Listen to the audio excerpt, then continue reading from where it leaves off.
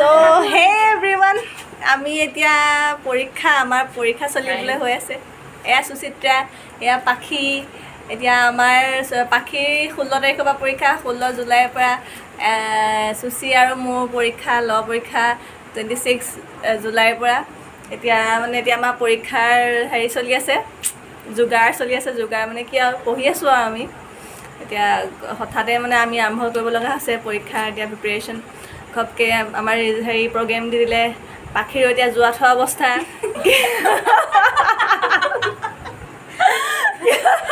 কেনেকৈ ভেণ্টিলেটৰত চলি আছে, কেনেকৈ তাই পৰীক্ষা এতিয়া চিলেবাছ শেষ কৰিব। আমাৰো একেই এতিয়া চুচিটোৰ অৱস্থা। চুচিটোৰ ৰাতিও পঢ়িছে, ৰাতিপুৱা পঢ়িছে, মাত্ৰ 3 ঘণ্টা শুইছে চুচিত্ৰা। বায়ে পঢ়ি থকা চাই আমি উঠোঁতেও বায়ে পঢ়ি থকা। অঁ, আমি শুলেও পঢ়ি থকাই দেখোঁ আৰু সাৰ পালেও চুচিত্ৰাক আমি পঢ়ি থকাই দেখোঁ। সেইকাৰণে আপোনালোকে আশীৰ্বাদ কৰিব যে চুচিত্ৰাই এইবাৰ ভালকৈ পৰীক্ষাটো পাছ কৰি যায়, টপ কৰিব বুলি আমি নিজকে আশা নকৰোঁ। সেইকাৰণে মই চুচিত্ৰাকো নকওঁ।